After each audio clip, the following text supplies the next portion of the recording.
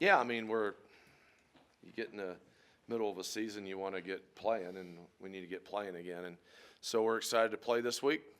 I had the week off last week, got a chance to focus on ourselves and practice and improve and do that.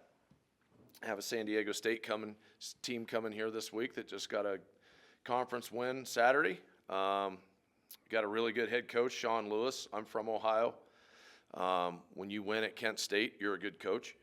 And so I think when you go back through time, it's basically him and Glenn Mason are the only two that have done that. So, I think that he's very, very good coach. Really like the guy. I mean, he's a good guy too. They got a really good running back, Marquez Cooper, who's averaging 25 carries a game, which is, obviously a big focus. So there are going to be a lot of tempo in their offense with what they do. Lewis Brown is a big play wide receiver for them, who's definitely a threat that we're going to have to make sure that we pay a lot of attention to. Their quarterback is completing 63% of his passes and is, off to a good start so far this year. And then they've got a outside linebacker, Trey White, who's got 9 sacks and 12 tackles for loss. So, there's a lot of challenges that come with this, and but we're looking forward to playing a home game on Saturday and get back out and playing, and we need to try to build off of what we finished the last game with as a team in the second half of that game, and so that's what we're going to work to try to do. Any miraculous healing over the week? Yeah, that's there's going to be a time that we're going to be right. It won't be this week. So you guys probably want the list here. Caleb Cooley is back, so he will be able to be available for us. Caleb Driscoll is out. Wyatt Eckler is out. Ben Florentine right now would be out, barring some kind of changeover there. That was an injury residual from the Air Force game.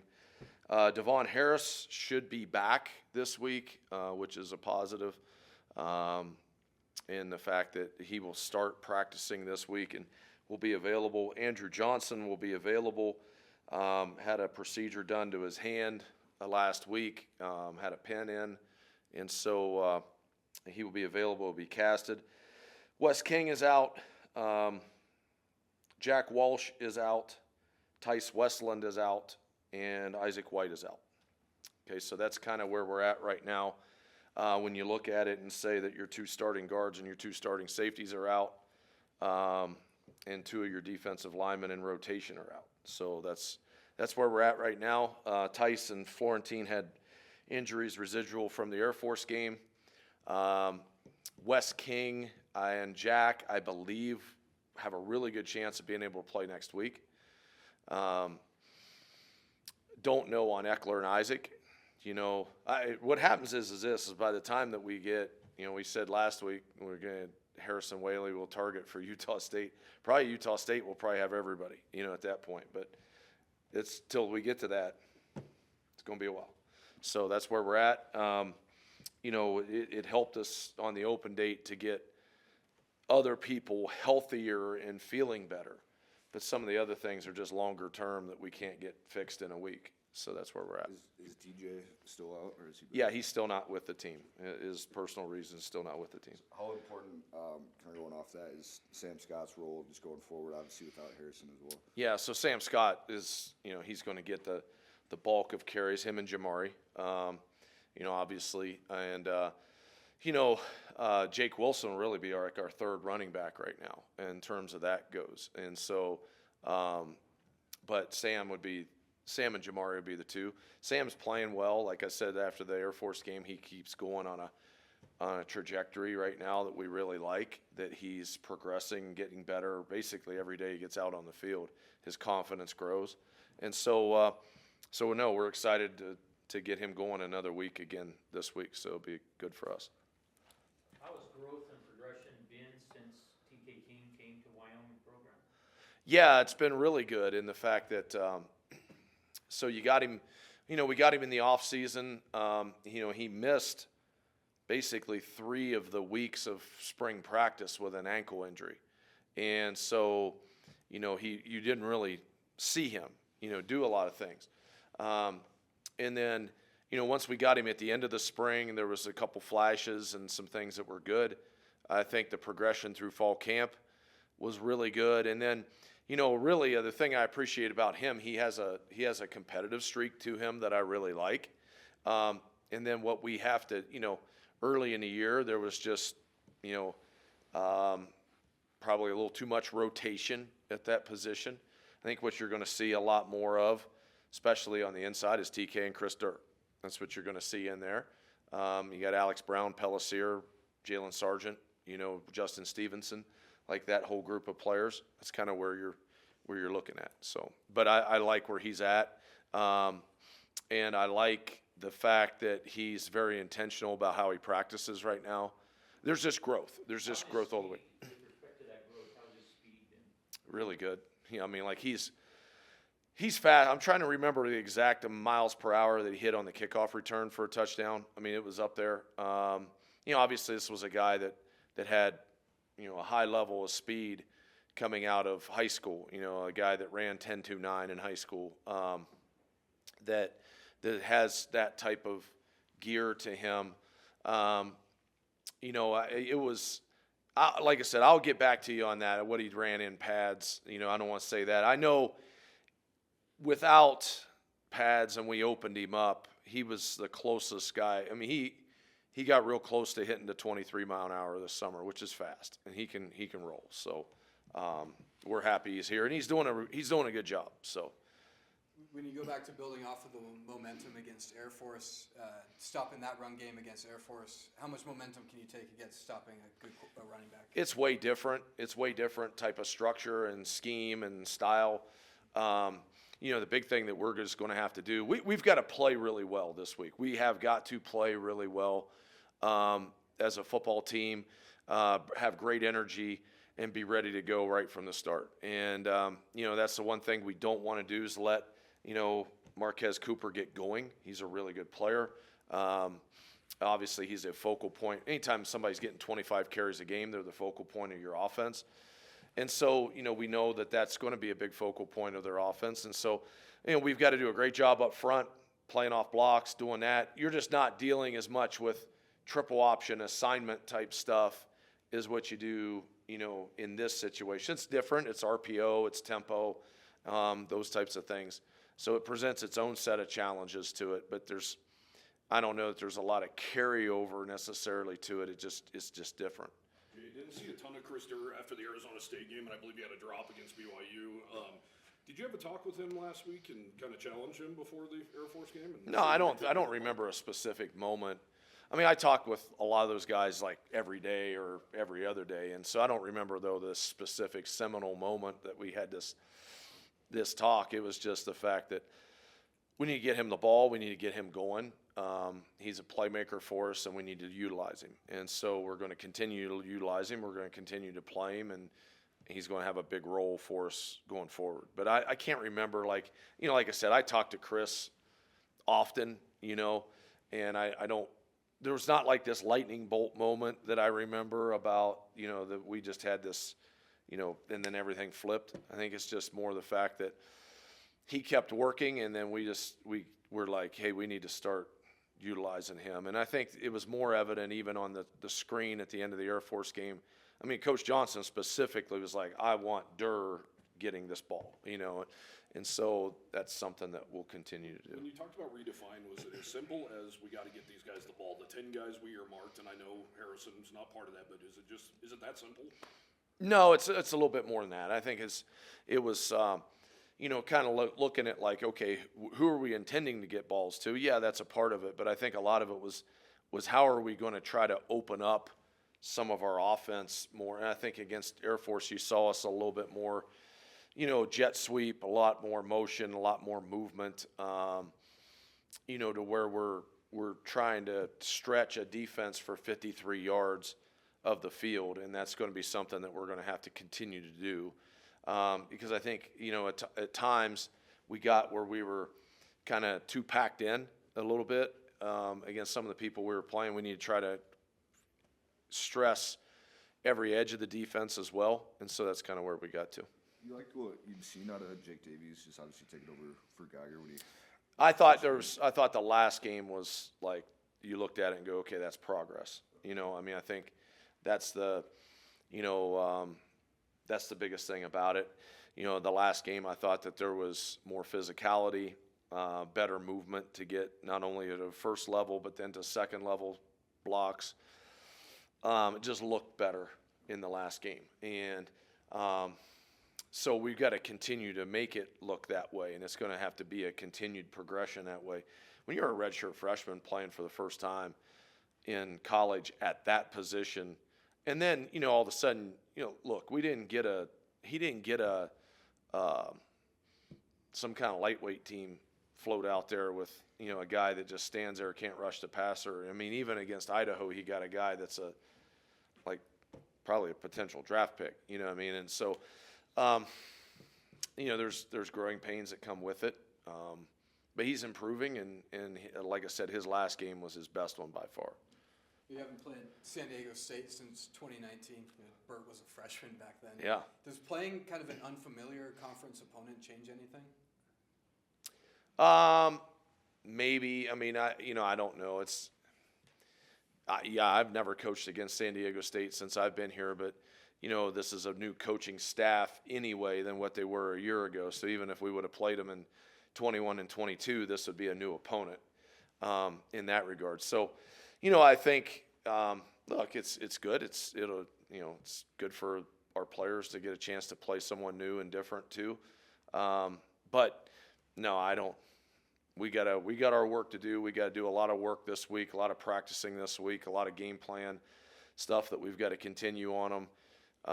And then two teams go out and play on Saturday, and it's regardless of whether they're somebody we play every year or somebody we haven't seen. So. Well, with them being the first, Mountain West defector that you guys are playing, does that add any layers to the emotional aspects of the game? I don't know. I mean, it's not like we're going to secretly sit in our room in here and have some crusade against the people that left or so. I mean, look, we just need to try to win a game, and I'm looking at it like we got to do everything we can to try to win this game this week in the condition we're in. You know, like we're down 2 guards, we're down 2 safeties, we're down, defensive end depth, we're down defensive tackle depth. We don't have our best running back for the whole season so far. So this is just we're trying to figure out a way to win this game, and that's all I'm concerned with right now. You're incorporating 2 new guards. Does that limit the offense at all, or are you able to do? No, I mean, I think, we're able to, what we do block scheme wise is, that'll be, that will continue that way.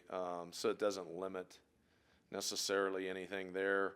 No, we just got, and Rex, I thought Rex played pretty well last week.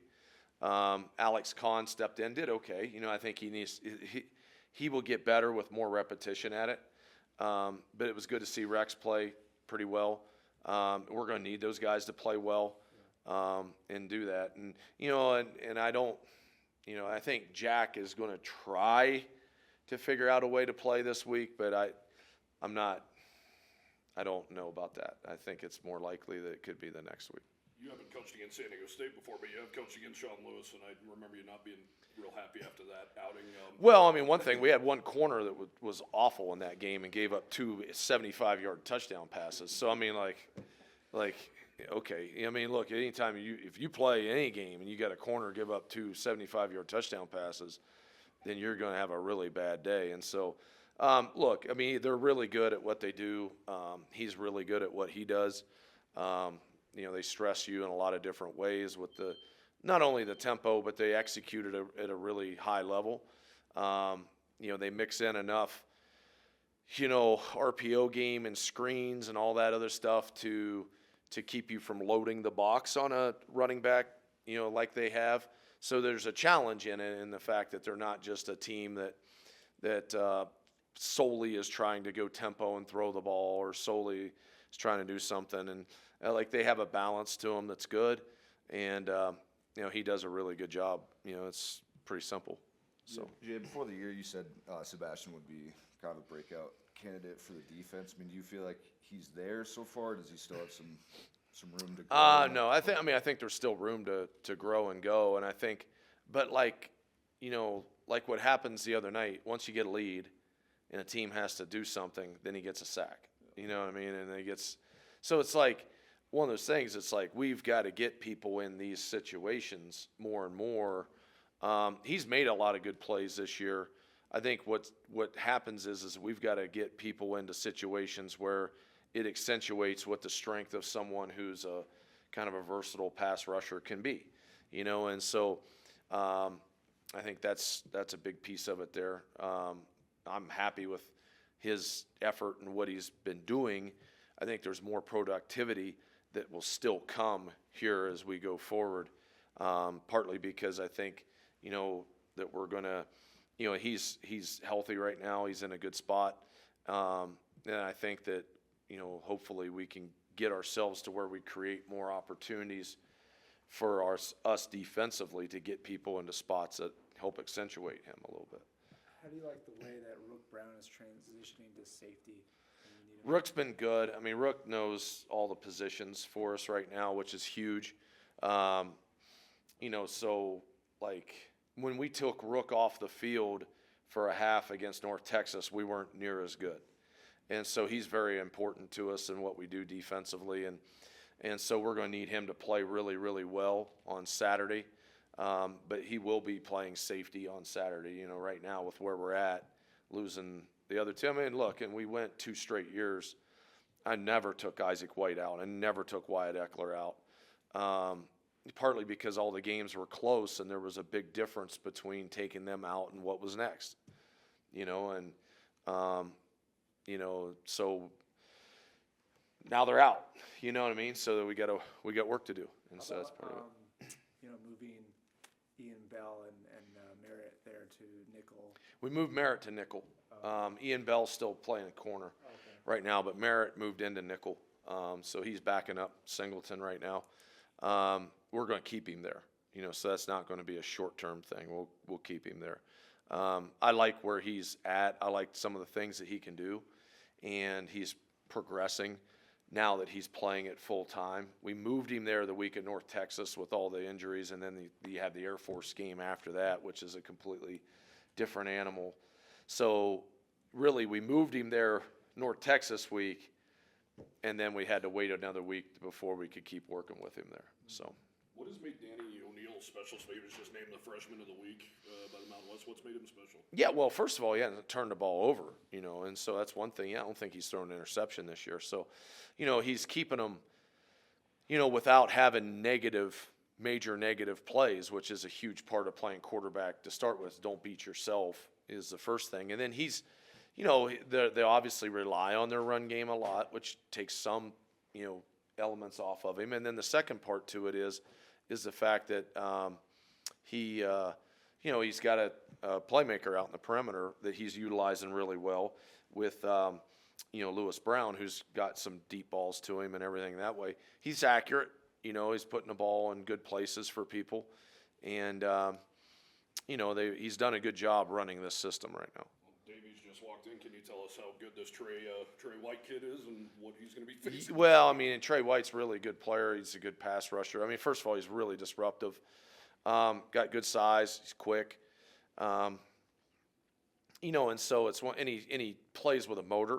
So obviously that's you know, when you put all the things that he has together, you know, all of that in one spot, then you're going to have a guy that's probably really productive, and he has been. And so obviously he's got to be a big focus of our attention offensively of how to deal with him and not let him kind of take over the game a little bit. And so we've got to make sure we do a great job with that. Shea just hit a 13 tackle career high. How do you direct that with impact towards the Aztecs who make a last-second victory against Hawaii? Yeah, so like Shea, you know, Shea's one that I kind of had a couple of talks with, you know, following. I thought that there was some things that he could be doing better, and there was some plays that he was leaving out on the field, you know, leading up to the Air Force game. I thought Air Force was clearly his best game, just in terms of not only how he did his job and how he played, but the the side to side and sideline to sideline that he played with in that game is something that we can't ever. The whole thing, he was in tune. That was the best he's played this year, and so we're going to need that to continue this week. I mean, this is a guy with a really high level of ability. He's really spatially very good. He's loose. He can run. He's a good player, very good blitzer, all these other things that go with it. I just thought there was times in a couple of these other games, it was like, you've been given a lot. You need to start making sure that you're utilizing it a lot. And he did that against Air Force, so it was very good to see. Jay, real quick, Kim Choma, I don't know if I'm saying that, the equipment manager. Yeah, How Kim. good is it to see her just kind of obviously making her way back? Yeah, so Kim, it was great to see her in the fact that she's just a great person, and really good. We've enjoyed having her here for the last 3+ years, that she's been, I don't know how long she seems like she's been here as long as I have. But she's always got a smile. She's always doing her job, and she always is just such a, you enjoy being around her. And when she came back, the thing that I told the team was the fact that, here's a girl that, we've lost a few games and we're upset about the fact that we hadn't played as well as what we could. She about lost her life and probably should have lost her life and didn't. And so there's a perspective to that. And so, I hope she gets back again here real soon, and she's great. So, yep. Okay, quick follow-up on Shea. Yeah. Just to dive into specifics where you felt like he wasn't reaching his top performance. Yeah, I just thought that there was, I thought in terms of snap the whistle, there was times that he needed to finish plays better. I thought there was times that he had missed a couple tackles because he was shooting too far away from the ball carrier as opposed to getting the extra step up into the ball carrier. I thought there was some space plays that he's capable of making that he didn't make, particularly like against Arizona State on a couple quarterback scrambles that would have got us off the field. I think that there was just more impact that he was capable of making.